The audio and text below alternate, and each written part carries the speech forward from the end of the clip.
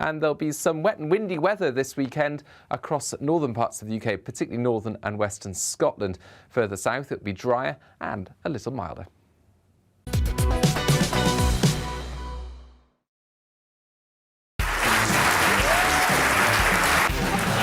My name is Andrew Doyle.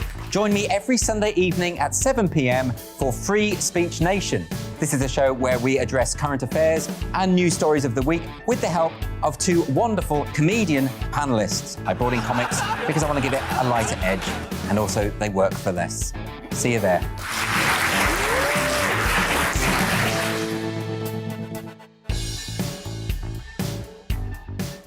I'm Colin Brazier. I've reported from more than 70 countries around the world, covered wars from Afghanistan to Iraq, from Lebanon to the Balkans. I'm trying to bring that experience, that feel for events, to the studio.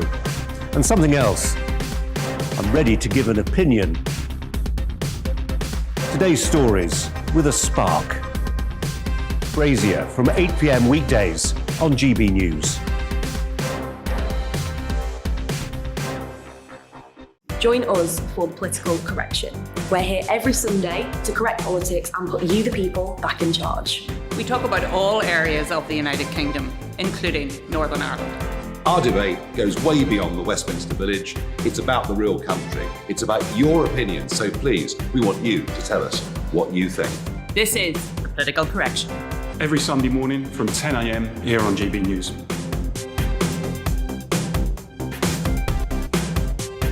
Hi, I'm Patrick Christie's. And I'm Mercy Moroki. And we're hosting a show right here on GB News, 9:30 a.m. till 12 p.m. every single weekday, called To The Point. We're going to be talking about all the big issues that matter to you at home in Britain. Absolutely, whether it's holding politicians to account, discussing what's taking place in the Channel, banging on about law and order, we're not afraid to do the absolute lot of it. Yes, and if you're thinking it, you can guarantee that we'll be saying it. Make sure you're here 9:30 a.m. till 12 p.m. every single weekday, right here on GB News for To The Point.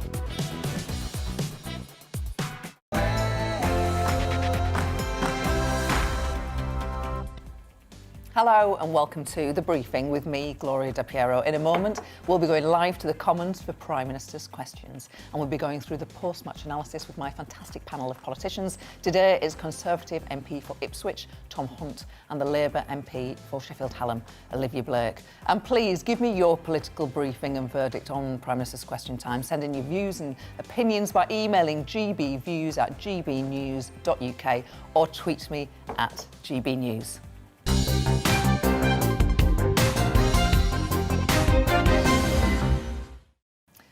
So before Boris Johnson gets to his feet, let's talk first to Conservative MP Tom Hunt, who is with me in the studio. It's Wednesday, the big Westminster event of the week. What would you be asking if you had a Prime Minister's question time? Well, I haven't actually done very well, actually, when it comes to the ballot. I've bobbed a few times, but I've actually never been successful in the ballot. Just explain how it works. It's like a lottery, isn't it? Yeah, it is. So every week you put in for it, but as does virtually every other member of Parliament, and it's just luck of the draw, really. And some people have been lucky sort of 4 or 5 times. I happen to have not been lucky at all. But I have bobbed a few times, which is when you just try your luck on the day, and I've been successful that way. But I guess if I had a question today, it'd be torn between either a national or a local issue. I'd probably ask about the channel crossings and potential plans for offshore processing. I probably would ask. Explain a bit about that. Well, I think I had a meeting with a few other colleagues with the Australian officials who are responsible for Operation Sovereign Borders, which was the way that they dealt with illegal immigration, which was successful. And they were really only successful when they started processing the claimants offshore. And I know that's something the government are considering. So I would probably ask a question along those lines. I know the Nationality and Borders Bill is currently going through Parliament, but I just probably look to keep the pressure on that issue. And Priti Patel, the Home Secretary, she has been talking about this really from the moment she became Home Secretary. It is proving a very difficult nut to crack, isn't it? It is, but I do think the Nationality and Borders Bill will deal with a lot of these issues. But in my mind, it's crucial to go down the offshore processing route. It only started working in Australia when they did that, and that is what we need to do. And as soon as we can do that, the better. And it's Angela Rayner, not Keir Starmer today, facing Boris Johnson. Keir Starmer is still self-isolating because he got COVID last week. Is she a more difficult opponent, do you think, for Boris Johnson? I mean, I appreciate she made an apology about what she said. It's important to realise... You might want to explain the bit that you're referring to. Obviously, you know, at Labour Party conference, she was overheard referring to Conservative MPs as scum. And she made it in a speech, actually. In a speech. And she also, before that, said the same thing in the chamber towards one of my colleagues. She said it repeatedly. And I think it's completely unacceptable. I'm glad that she's apologised. But, you know, I have to say I haven't completely forgiven her for what she said. And, you know, and I think it's a disgrace that she's still Deputy Leader of the Labour Party, in my view. Here we go. Let's cross live to the House of Commons. Number 1, please, Mr. Speaker. Mr. Speaker, as the House will be in recess next week, I'm sure that colleagues will join me in looking ahead to Armistice Day and remembering those men and women who have served and lost their lives in the service of this country. We also thank the members of our armed forces who continue to do so today. Mr. Speaker, this morning I had meetings with ministerial colleagues and others. In addition to my duties in this House, I shall have further such meetings later today. Dr. Rupert. The Prime Minister's been busy preaching urgency this week at COP26. I hope he caught up with his sleep. But when he sits down with his grandchildren one day and they ask, what did you do that week of COP26? Would he be able to undertake one action in his gift that would have an immediate impact? Would he be consistent with what he's always said and done and take on the biggest emitter of CO2 in the whole of Europe that greedily, voraciously wants more? Will he ditch his predecessors, damaging, daft, pre-levelling up, pre-Zoom, pre-90% drop in demand, and have a fresh vote in this House to kill off the third runway at Heathrow? Mr. Speaker, what this government is going to do, rather than taking steps to damage the economy of this country, what we are going to do, which is what Labour would do, what we are going to do is get to net zero aviation, Mr. Speaker.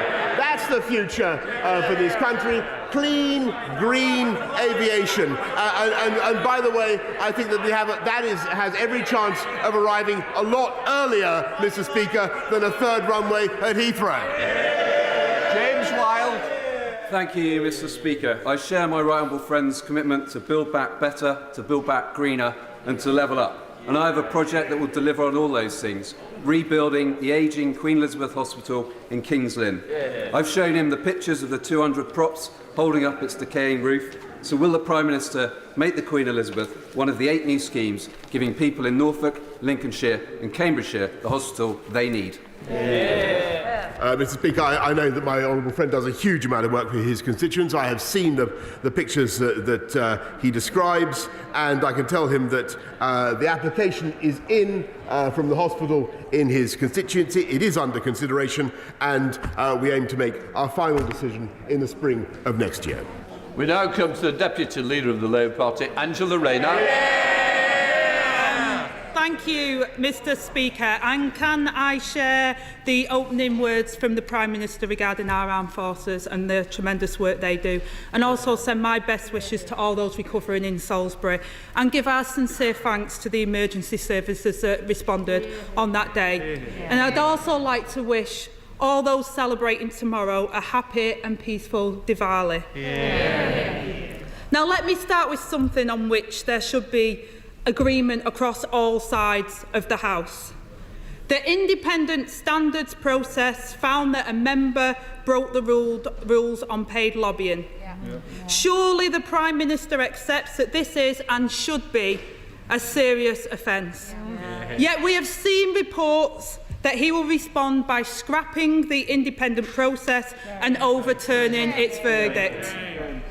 In no other profession in our country could someone be found guilty by an independent process and just have their mates vote them back into the job. Surely the Prime Minister and his government are not going to do that today. No, Mr. Speaker, of course we're not going to do that, because paid lobbying, Mr. Speaker, paid advocacy in this House is wrong.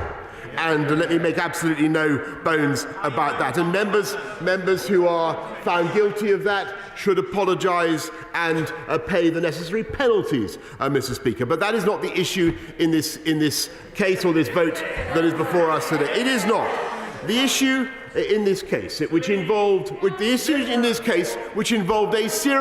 family tragedy, Mr. Speaker, is whether a member of this House had a fair opportunity to make representations in this case, or whether as a matter of natural justice, our procedures in this House allow for proper appeal, Mr. Speaker. And that I think is something that should be of interest to members across this House, Mr. Speaker, and should be approached properly in a spirit of moderation and compassion, Mr. Speaker. Angela Rayner. Mr. Speaker, let me put this to him simply. If it was a police officer, a teacher, a doctor, we would expect the independent process to be followed and not changed after the verdict. It's one rule for them and one rule for the rest of us. Mr. Speaker, when a Conservative member was found guilty of sexual harassment but let off on a loophole, they said the rules couldn't be changed after the event. So they can't change the rules to stop sexual harassment, but they can change the rules to allow cash for access. So why is the Prime Minister making it up as he goes along? Mr. Speaker, all the professions that she mentions have a right of appeal, Mr. Speaker, and that is what the House needs to consider. And may I respectfully say to her that I believe that she needs to focus, instead of playing politics on this issue, which is what they are doing.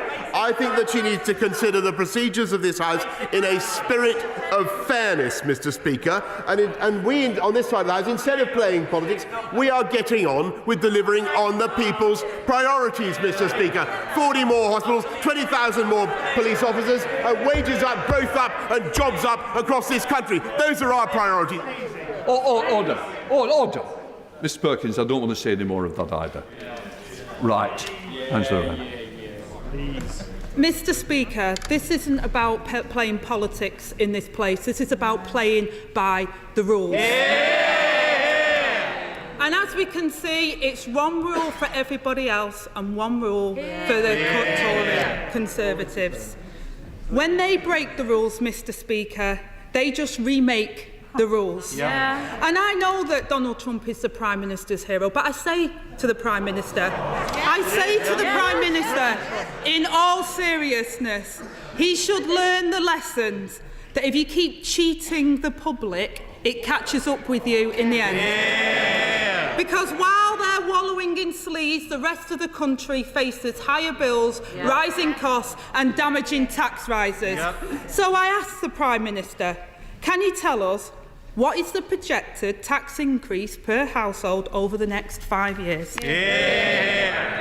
Mr. Speaker, what I can tell her is that what the recent budget did was take cash from those who can afford to pay the most, and it had very substantial tax cuts for the hardest working and poorest families in this country. We cut £1,000, Mr. Speaker, with the universal credit taper relief cut for hard-working families in this country. 2 million families had a £1,000 tax cut, and we're lifting the living wage across the whole country, Mr. Speaker. And what we are also doing, Mr. Speaker, is ensuring that this country gets on with a high-wage, high-skill, jobs-led recovery. And never let it be forgotten that if we listened to them, we would have none of those things, Mr. Speaker, because we'd still be in lockdown. Lorena! Mr. Speaker, I think he missed out the number, so let me help him out. The Resolution Foundation found that by 2026, taxes will be £3,000 more per household since he took office. My constituents and his constituents are feeling the pinch, and they're worried about Christmas as well, Mr. Speaker. Their bills are going up every week, and the budget did nothing to help them. So can the Prime Minister tell them how much was the tax cut that he gave to the banks instead?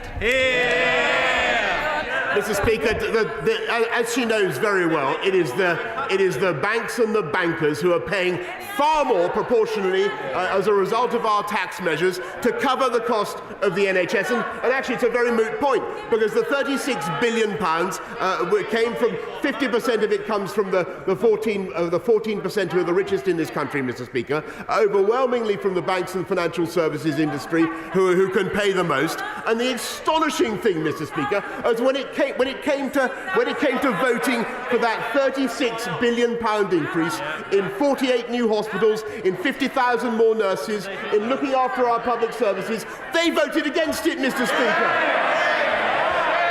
Angela Rayner. Mr. Speaker, according to the Prime Minister's own budget documents, it was £4 billion in tax cuts to the bankers and £3,000 of tax rises per household. Good news for the donors who gave his party £500,000. His bank got a bonus of nearly £8 million, but not so good news for the rest of us, Mr. Speaker. Now, Mr. Speaker, this month, as the Prime Minister said, we remember and celebrate all those who serve our great country and all those who have lost their lives, leaving behind loved ones, and those who have sustained life-changing injuries and live every day with the consequences of their sacrifice. Yet hidden in the small print of the budget was a £1 billion cut to day-to-day defence spending. Shocking. So, Mr. Speaker, will our servicemen and women face pay cuts, or will there be fewer of them with less support? Mr. Speaker, I think it's quite incredible that we're now hearing this from the Labour Party when they would have pulled us out of NATO and I think the right honourable lady actually wanted to abolish the army. What you've got, she wanted to abolish the army. The woman sitting next to her, Mr. Speaker. What you've got in this government is a spending on defence, which is the highest since the Cold War, the biggest uplift since the Cold War, and an increase that has restored confidence in this country around the world in our ability to defend not just our own shores, but to defend our friends and partners as well. And that is what this government is doing. Angela Rayner. Mr. Speaker, he knows that I asked him about the annual defence budget, which his own budget documents show will drop by £1.3 billion. And I hear the Prime Minister's fine words. I'm from a military family myself, but I won't take party political lectures from him, because too often the government's actions don't match their words. Mr. Speaker, I think of my constituent who fought in Afghanistan and yet was threatened with sanctions because he was unable to physically travel miles to the nearest DWP office. Shameful. The Prime Minister's tax cut for short-haul flights last week cost £30 million. That is 50% more than the government spends on supporting veterans' mental health each year. The charity Combat Stress has lost £6 million in funding this year, even as their calls to their helpline have doubled. So will the Prime Minister match our proposal to reinvest the £35 million saved from cancelled MOD contracts to support our veterans that surely deserve it? Mr. Speaker, it's because we've been able to run a strong economy and take our economy out of lockdown that we've been able to invest massively in the NHS. We've been able to lift spending on defence to record levels and to keep supporting our fantastic public services. That is what this government is able to do, Mr. Speaker. And I must say I enjoy my conversations with her in spite of the insults that the party political points that she directs it towards us, Mr. Speaker. And I may say, I don't want to cause any further dissension in the benches opposite, but I think you all agree she has about a gigawatt more energy, Mr. Speaker, than the right honourable gentleman, her friend from Holborn and St Pancras. I'm just putting it out there, but it's the same old Labour. No plan, no ideas. We're getting on, Mr. Speaker, with delivering on the people's priorities. We're taking this country forward. Growth up, jobs up, wages up, productivity up. All they do, Mr. Speaker, is play politics while we deliver. Jack Brown you, Mr. Speaker, and can I thank the Prime Minister and the Government for securing our fantastic Stoke-on-Trent levelling up funding. And if we're to truly level up opportunities and access to opportunities in Stoke-on-Trent, we must also improve our poor public transport. So would my right honourable friend agree to look at the possibility for bus franchising in the potteries? As my honourable friend knows, I'm a fanatic about buses. I will urge him. To take up his. We're putting 1.2 billion more into bus funding, and I know that Stoke-on-Trent has applied. But can I suggest that he takes his suggestion up immediately with my right honourable friend, the Secretary of State for Transport? You come to SNP's spokesperson in Blandford. Thank you, Mr. Speaker, and can I also, as we look forward to Remembrance Sunday, commend those that served and the military services that protect all of us, the security services, for the job that they continue to do. Mr. Speaker, Sir David Attenborough's powerful opening statement to COP26 told us that the journey to net zero means we must recapture billions of tonnes of carbon from the air. The Committee on Climate Change has been clear that carbon capture and storage is a necessity, not an option, to achieve the planet's net zero targets. This week, Scotland's world-leading climate targets have received widespread praise from, amongst others, the UN Secretary-General. Scotland is finding partners across the world to tackle the climate emergency. But in Westminster, there isn't even a willing partner to deliver the carbon capture project that was long promised. Scotland's North East has now been waiting weeks for a clear reason to exactly why the Scottish cluster bid was rejected. There have been no clear answers, not even clear excuses. So maybe the Prime Minister will answer the simple question: does he know exactly how much of the UK's CO2 storage the Scottish cluster could deliver? Mr. Speaker, I'm a massive enthusiast for carbon capture and storage around the whole of the UK. The Acorn project in Aberdeen remains, as he knows, on the reserve list. He should not give up. We will come back to this, and of course, we want to make sure that we have a fantastic industry generating clean hydrogen around the country. He should not despair. In the meantime, we are supporting amazing Scottish plans to get clean energy from wind, from hydrogen, from all sorts of means, Mr. Speaker. And I may say, I want to thank the people of Scotland, and I want to thank the people of Glasgow for the way they helped to produce so far what I think has been a fantastically well-organised summit. Ian Blackford. Mr. Speaker, it's bad enough that the Prime Minister rejected the Scottish cluster a week before COP. But what's worse, he clearly doesn't even know or understand what his government was rejecting. So let me tell him.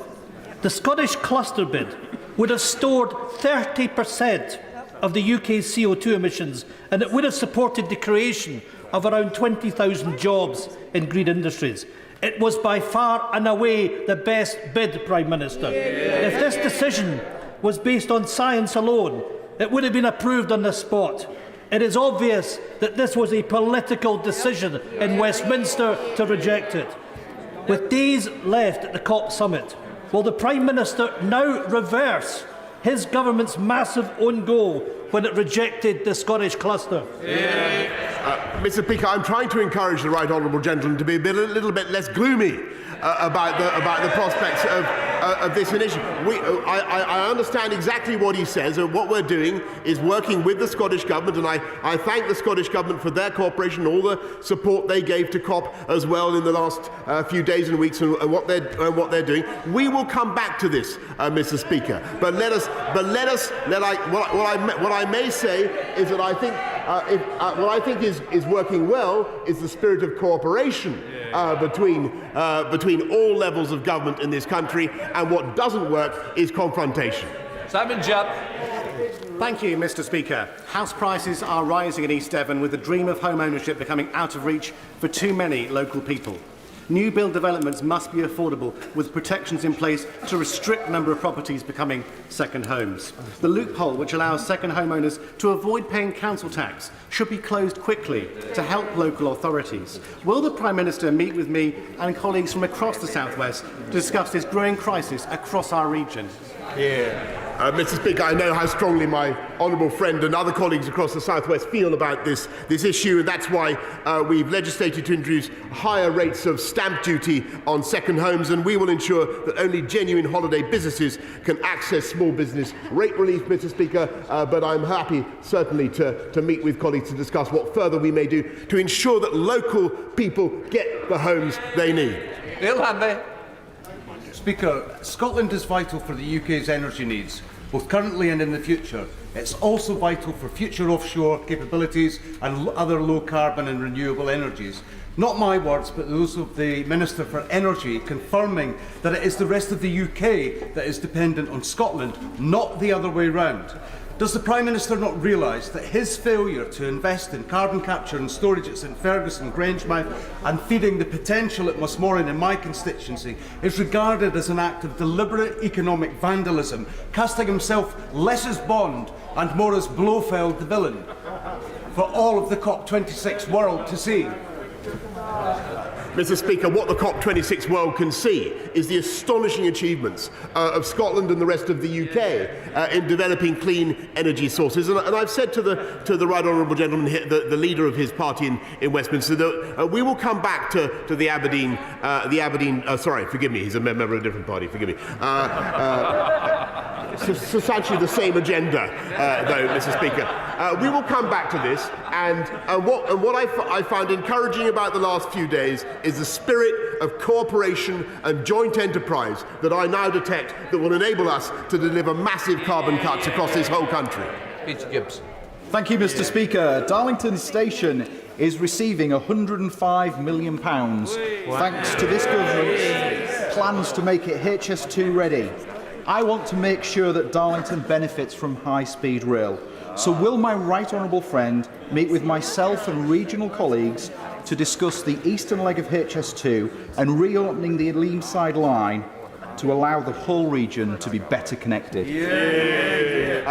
Well, my honourable friend, I thank you for everything he's doing for Darlington, and he should wait for the integrated rail plan to come out. But in the meantime, we are upgrading Darlington Station. There are plans in place, and my right honourable friend, the Chancellor, announced £310 million of funding over the next 5 years to transform local transport networks in the Tees Valley.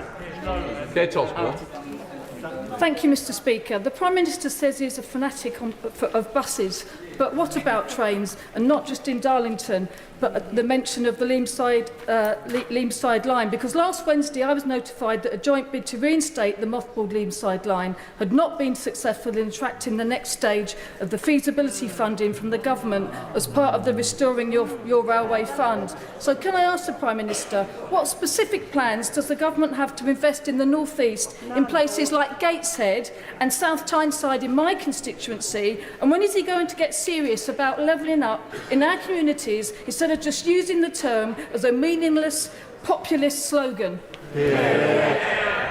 Well, Mr. Speaker, again, she must wait for the integrated rail plan, but the North East will be the beneficiary of the biggest investment in our rail infrastructure beyond HS2 that we've seen for a century. About £96 billion more that we are going to be putting in, and what we want is we want the local authorities, we want the regional authorities to work with us to ensure that we promote the projects that the people really want.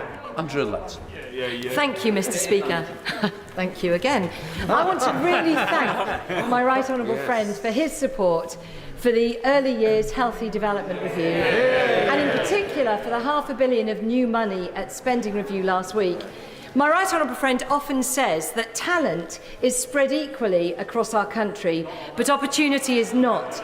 So does he agree with me that giving every baby the best start for life is the best possible way to level up across our country? Yes, I thank, because I've listened to my right honourable friend over many years on this issue, and she is 100% right in what she says, by what she says about the importance of early years. And that's why we're investing £500 million to support families and children, including £82 million to create a network of family hubs to bring together services for children of all ages. And we're going to continue, Mr. Speaker, to invest in children's early years. For example, the 15 hours of early education for disadvantaged 2-year-olds that's already benefited 1.1 million disadvantaged kids since 2013. Session Lomi.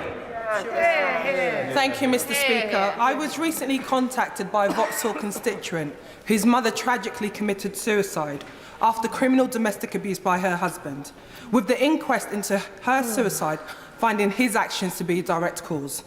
Incredibly, her abuser now stands to inherit her pension and entire estate because she was unable to complete divorce. This has left the family devastated, and I'm sure the whole House will join me in sending them our condolences. Does the Prime Minister agree with me that convicted domestic abusers should never be able to profit from the crimes of their victims? And will he meet with my constituent and me to fix this hole in the law? Mr. Speaker, she describes a truly tragic and appalling case, and I'm sure the whole House will share the revulsion that she's expressed at the outcome of the law's processes. I think we will certainly need to have a meeting in order to see what we can do to address this loophole.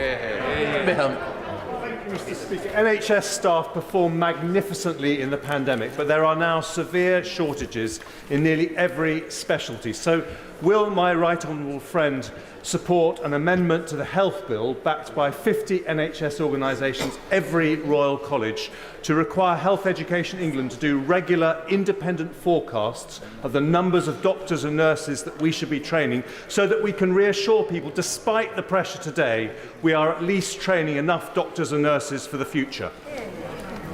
Mr. Speaker, my right honourable friend is absolutely right that we've got to make sure our NHS has the staff that it needs, and that's why there are 50,000 more healthcare professionals in the NHS this year than there were last year.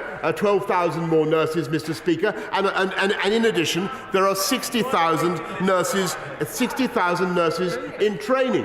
And Mr. Speaker, as somebody asked opposite, why are there waiting lists? Because we've been through a pandemic, Mr. Speaker, and what we're doing is fixing those waiting lists with £36 billion of investment, which that party opposite voted against, Mr. Speaker. Martin Day. Thank you, Mr. Speaker. It's a little over a year since I last challenged the Prime Minister over his campaign promises to the 1950s-born women, in which time he has done hee-haw about their pension injustices. So can he tell me today, does his government have any plans to deliver justice for the women involved? Mr. Speaker, this is a very difficult issue, as the whole House knows, and the case of the WASPI women is not easily addressed. As the honourable gentleman knows, the expenditure involved is very considerable, and the tax that would have to be raised would be very considerable. But we continue to reflect on all the options to ensure that people across this country get fair pensions. Jill Morton. Thank you, Mr. Speaker. As a mother, I cannot begin to imagine the pain and torment of losing a child. Richard Lee, a constituent of mine and veteran who served with distinction in the British Army, has been living with this pain every day of his life since the 28th of November 1981. On that day, his daughter Catrice Lee went missing from a military shopping complex near Paderborn in Germany. It was Catrice's second birthday, and her family are still searching. The 40th anniversary of Catrice's disappearance is coming up at the end of this month, which will undoubtedly be an exceptionally painful event for the entire Lee family. Would the Prime Minister please agree to meet with Mr. Lee, father to father, and reassure him that Catrice has not been forgotten? Yes, I thank my honourable friend for raising this absolutely tragic case, and I know that the thoughts of the whole House will be with Catrice Lee's family. And, of course, Mr. Speaker, I will agree to my honourable friend's request and meet Mr. Lee father to father. Sarah Green. The Epilepsy Society is a charity and world-leading research centre based in my constituency. They've started the Epilepsy Climate Change Initiative to better understand the effects of global warming on epilepsy, and the impact is already clear. A recent survey showed that in hot weather, 62% of those whose seizures were uncontrolled experienced an increase in seizure frequency or severity. Will the Prime Minister join me in endorsing the Epilepsy Climate Change Initiative and commit to more funding to research the impact of climate change on human health? I thank the Honourable Lady for her question. She raises a very interesting aspect of research into epilepsy. We're funding epilepsy research with another £54 million over the last few years, and this issue that she raises of any particular link between hot weather or climate change and epilepsy is certainly one that we will be going into. Elliot Colburn. Speaker, last week an independent inquiry into Lib Dem-run Sutton Council's own heat network found that it was set up on false assumptions, including funding that was never attained and homes that do not exist. And now my constituents are going to be left footing the bill. Does the Prime Minister agree with me that this latest failure shows that they are just not fit to govern and that those responsible should go?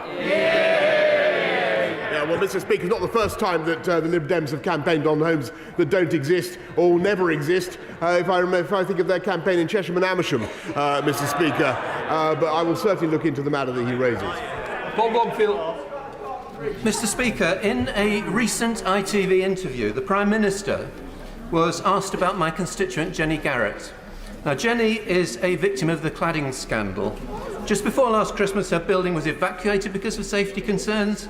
She's been forced to pay £5,500 for a waiting watch and alarms. She has to find £1,200 a year for car parking she can no longer access. The work needed to make her building safe is being blocked by the actions of her freeholder. She doesn't know the cost she'll face, but it's estimated at thousands of pounds. Yet in his interview, the Prime Minister said Jenny had, quote, a frankly unnecessary sense of anxiety. So will he meet her to hear why she's worried and do so before the Building Safety Bill completes its passage through the House? I'm afraid to say the honourable gentleman, I have every sympathy with his constituent, Mr. Speaker, and I certainly do. Mr. Speaker, I have every sympathy. But what I think is unfair is that people such as her are placed in a position of unnecessary anxiety about their homes when they should be reassured. And I think it is. I sympathise deeply with people who have to pay for waking watches and other such things. I think it is absurd. I think it is absurd, Mr. Speaker. But I think what people should be doing is making sure that we do not unnecessarily undermine the confidence of the market and of people in these homes, because they are not unsafe. Many millions of homes are not unsafe, and he should have the courage, Mr. Speaker, to say so. Thank you, Mr. Speaker. The new Police and Crime Commissioner for the West Midlands has chosen to cut back on stop and search across the region. Can the Prime Minister confirm that while stop and searches must be proportionate and not discriminatory, they remain an important part of keeping our streets and our communities safe? Yes, Mr. Speaker, I certainly agree with that, and it was a point that I raised recently with the Labour Mayor of London. We agreed on many things. He was very much out of line with the current Labour policy on lockdown, for instance. But he did certainly. I certainly thought that he was wrong about stop and search, and we need to make sure that stop and search is part of the armoury of police options when it comes to stopping knife crime. If it's done sensitively and in accordance with the law, I believe it can be extremely valuable. Thank you, Mr. Speaker. Prime Minister, we can save the UK taxpayer £200 million and level up South London's health service. St Helier Hospital is set to lose its A&E, maternity, intensive care, children's service, renal unit and 62% of beds to healthy, wealthy Belmont at a staggering cost of £600 million. But there is an alternative.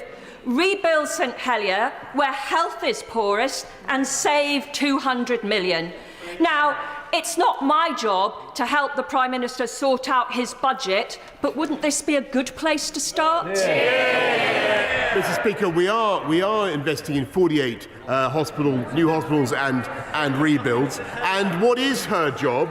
What is her job, quite frankly, is to vote for £36 billion of investment in the NHS, which will allow us to take our health services forward. Why wouldn't she do that, Mr. Speaker? Robert Jenrick. Thank you, Mr. Speaker. Can I commend the Prime Minister on his diplomatic efforts in recent weeks and ask him about another serious and grave issue that was raised at the G20 in Rome, the strong likelihood of a nuclear-ready Iran within a matter of weeks or months. What is the UK going to do with our international partners to tackle that? If it is via an agreement, will it be stronger and more enduring than the last one? And if it's not, as many people suspect, what is our plan B? Mr. Speaker, I think it's in the overwhelming interests of the, and this is what we, thank you very much for his question. It's an issue he knows a great deal about. This is a case of making it clear to the Iranians that there is an opportunity for them to do something that I think would be massively in the interests of their people and of Iran, which is to come back to the table and do a further agreement, a son of JCPOA, restore the JCPOA at the Vienna talks. That is what needs to happen. That is the posture of the G20 and indeed of our friends and allies around the world. Okay. Vicky Foxcroft. Thank you, Mr. Speaker. The universal credit cut is already hitting people hard. Even before the challenges of the pandemic, 39% of children in my constituency grew up in poverty. Now, Deptford First, a local charity I chair, has launched a fundraising campaign to support people through the winter months. The Prime Minister is well known for his abilities to attract wealthy donors to the party. Will he use those skills to boost our campaign? Or even better, will he cancel the cuts? Mr. Speaker, what we've done with universal credit is abolish the old system that unfairly taxed people on universal credit and helped people with a £1 million tax cut, because what we on this side of the House believe in is rewarding work, Mr. Speaker. That's what the people of this country want to see. That's why we've put the tax cut on those who are on universal credit. That's why we're lifting the living wage, Mr. Speaker. And never, what's their policy on universal credit? No, it's not nothing. They want to abolish universal credit, Mr. Speaker. Bacon. Thank you, Mr. Speaker. The Mayor of London is refusing to rule out the so-called Outer London charge, which would apply to all vehicles registered outside Greater London that cross the Greater London boundary. Now, this would have terrible consequences for my Orpington constituents and indeed those people who live in the neighbouring constituency of Old Bexley and Sidcup. Now, Louis French, the excellent local candidate for the by-election, has pledged to fight this appalling proposal. Would my right honourable friend join me in wishing Louis French luck with this and to ensure that this silly move from the Mayor of London is stopped in its tracks? I certainly do agree. I agree with my honourable friend, who is an old friend of mine. Who I've worked closely with him on London issues for many years, and I know where Labour's instincts are. They always want to put taxes up, particularly on motorists. And I think a checkpoint Chigwell would hit working families, Mr. Speaker. And what the Labour Mayor of London needs to do is get a grip on TfL's finances and stop whacking up the taxes on ordinary people in the capital city. I'm very grateful, Mr. Speaker. The Prime Minister is very much aware of my constituent Jagtar Singh Johal, abducted by plainclothes officers while shopping with his new wife in the city of Jalandhar, Punjab on the 4th of November. The intervening years, Mr. Speaker, have seen allegations of torture overlooked and ostensibly strong words from his government about the case overshadowed by excitement over a trade deal with the Republic of India. Therefore, Mr. Speaker, as we approach the 4th anniversary of Jagtar's arrest tomorrow, with no charges having been brought in the case by the Government of India, would his government be able to grant the smallest of favours to Jagtar's wife and his family in Dumbarton and declare his detention an arbitrary one? Mr. Speaker, I thank him for the campaign that he's been running for Jagtar Singh for a long time. And what I would say to him is that the closeness of our relationship with India in no way diminishes our willingness to raise that case with the government of India. And indeed, my right honourable friend, the Foreign Secretary, raised it only the last time she was in India. Final question, Ruth Edwards. Thank you, Mr. Speaker. Unlike the party opposite, I welcome the record investment in the NHS announced in the budget. Now, will my right honourable friend support my campaign for a new health centre in Rushcliffe, in the village of Eastleek, where the current building is no longer big enough to serve the current population, and they will soon need to accommodate 3,000 new patients from new buildings? I'm sure my right honourable friend, the Health Secretary, will do his utmost in the course of the coming decisions to oblige my friend in her campaign, justified campaign for Rushcliffe and its hospital. But, Mr. Speaker, how incredible that the Labour Party should continue to catcall and attack the government when they voted against the tax-rising measures that are necessary to fund our NHS. They are completely inconsistent, Mr. Speaker. They have absolutely no plans and no idea. We now come to the statement. We now come to the Prime Minister. Prime Minister Johnson. Prime Minister's question time wrapping up there. After the break, we'll have the analysis from my panel, Tom Hunt and Olivia Blake MP. Don't go away.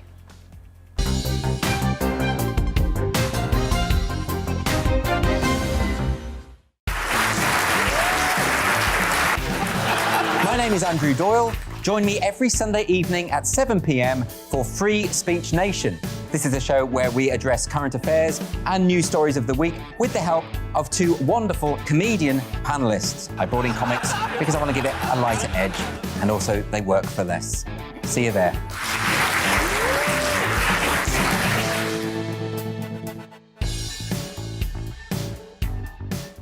I'm Colin Brazier. I've reported from more than 70 countries around the world, covered wars from Afghanistan to Iraq, from Lebanon to the Balkans. I'm trying to bring that experience, that feel for events, to the studio. And something else. I'm ready to give an opinion. Today's stories with a spark. Brazier from 8 p.m. weekdays on GB News. Join us for Political Correction. We're here every Sunday to correct politics and put you, the people, back in charge. We talk about all areas of the United Kingdom, including Northern Ireland. Our debate goes way beyond the Westminster Village. It's about the real country. It's about your opinion. So please, we want you to tell us what you think.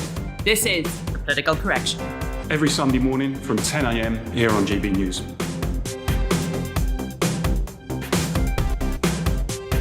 Hi, I'm Patrick Christie's. And I'm Mercy Moroki. And we're hosting a show right here on GB News, 9:30am till 12pm, every single weekday, called To The Point. We're going to be talking about all the big issues that matter to you at home in Britain. Absolutely, whether it's holding politicians to account, discussing what's taking place in the channel, banging on about law and order, we're not afraid to do the absolute lot of it. Yes, and if you're thinking it, you can guarantee that we'll be saying it. Make sure you're here 9:30am till 12pm, every single weekday, right here on GB News for To The Point.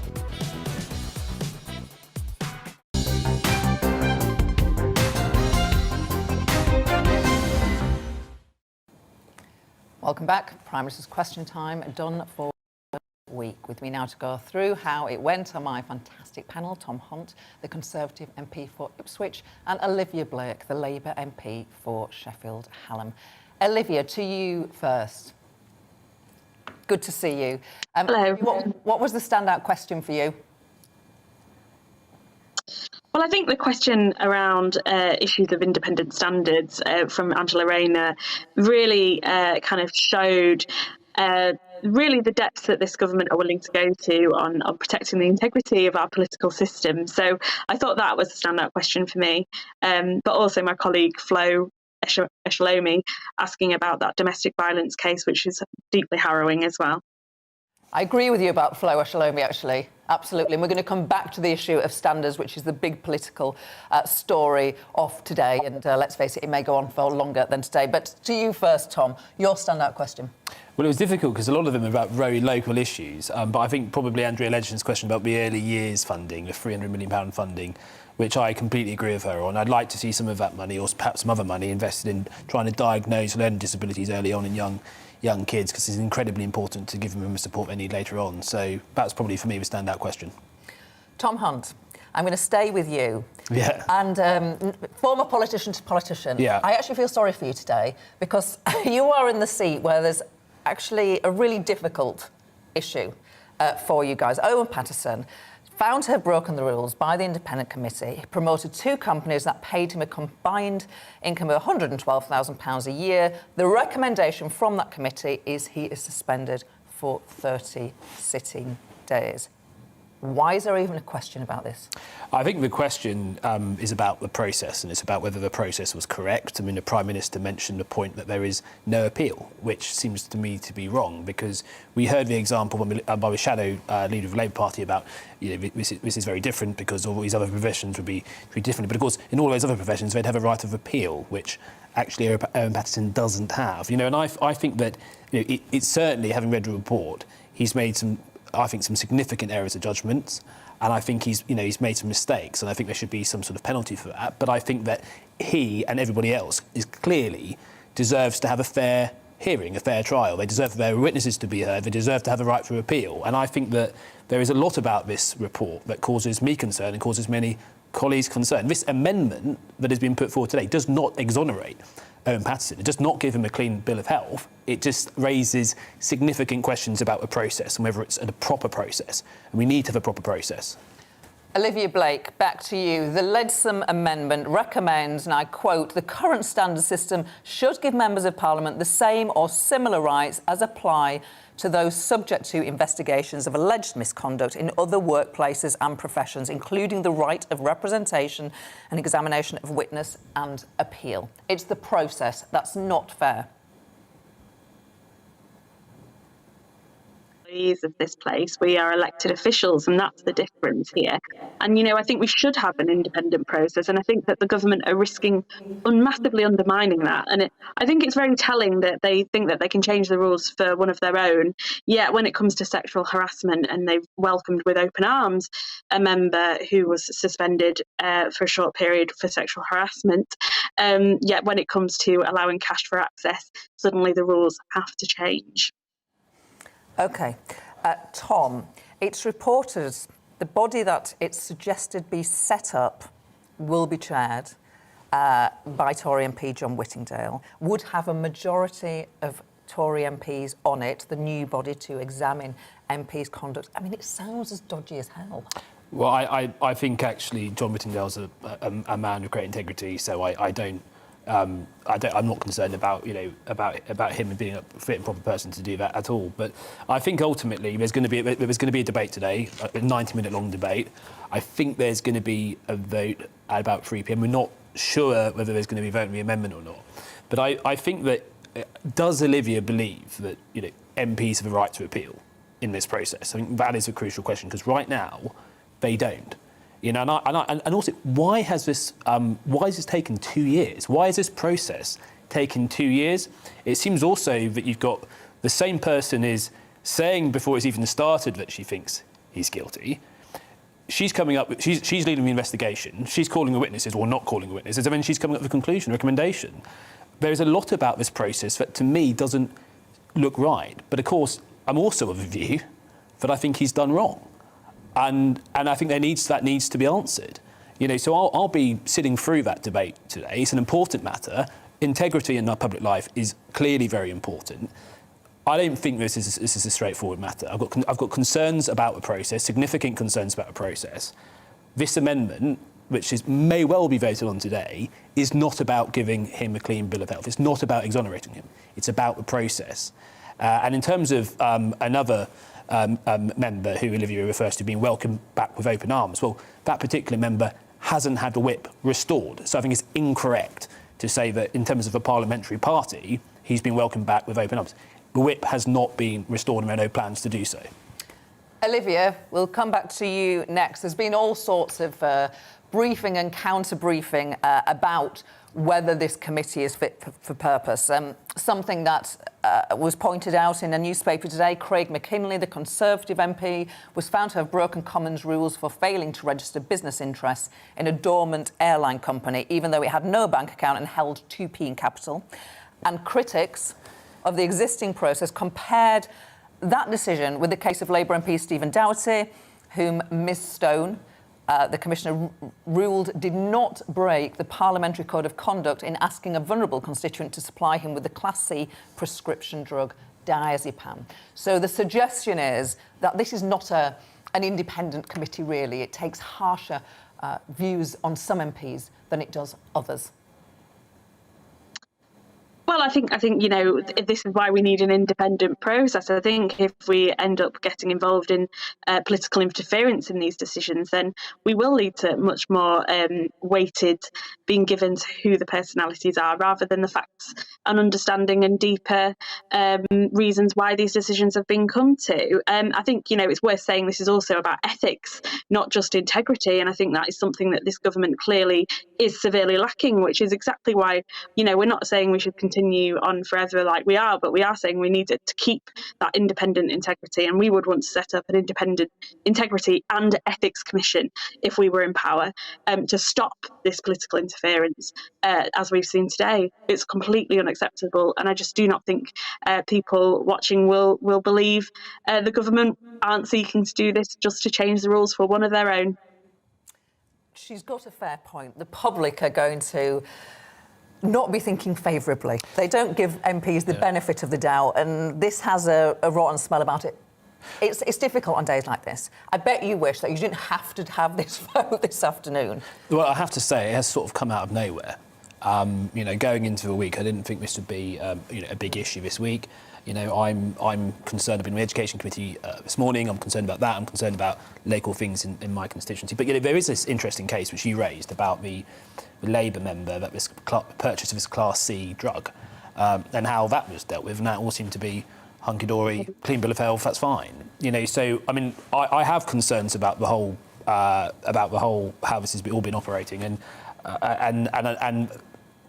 is there a point about is there political bias in the system as it stands? Because I think we can all agree that shouldn't be in the system, and I think that's a question that the Commission has to answer. Olivia Blake, we didn't catch you at the beginning of the programme, but I feel that I've got to be fair to you. I asked Tom what he would have been asking today in Prime Minister's Question Time, and he explained that to me. What about yourself, Olivia? What would you have gone on today if you'd have had a parliamentary question to the Prime Minister? Well, it's COP26 this week, and I would have asked the Prime Minister, given that he will want to see a successful COP26 negotiation, how does he stack that up with his government's active role in fueling the climate crisis at home by cutting the taxes on domestic flights, greenlighting mines in Cumbria, and also financing gas in Mozambique? Using the deadline that they were to disinvest in abroad financing of gas and oil a couple of weeks ahead, and it's causing absolute chaos in Mozambique at the moment. So I'd ask, how does the rhetoric stand up to the actions of this government? Thank you for that, Olivia. And briefly to you, I just wondered how you felt as a Conservative. We'll stick on the issue of COP and the environment.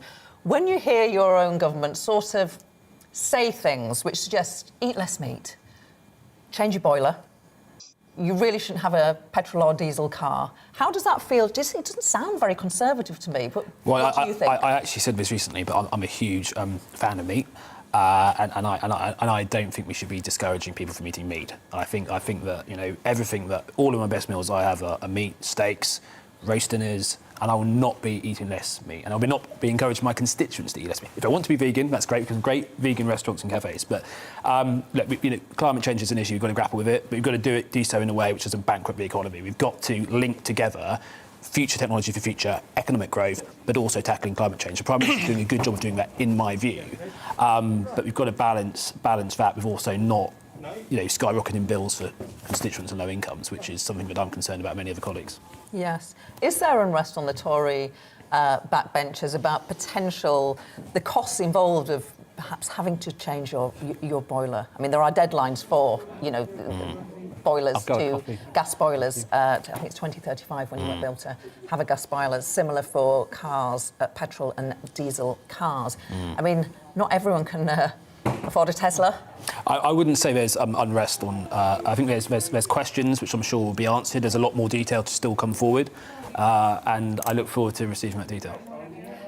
I just want to thank you, Tom Hunt, the MP for Ipswich, for being with us, and Olivia Blake, who has joined us from Westminster. It's nice to see you both, and thank you for a good debate. You've been watching The Briefing with me, Gloria de Piero. Do join me again tomorrow at noon. Up next, it's On the Money with Liam Halligan, and then Liam and I will be with you between 2 and 3. But for now, it is time for your weather. Hello again. A bright day for many, although not entirely sunny everywhere, and there will be further showers in places.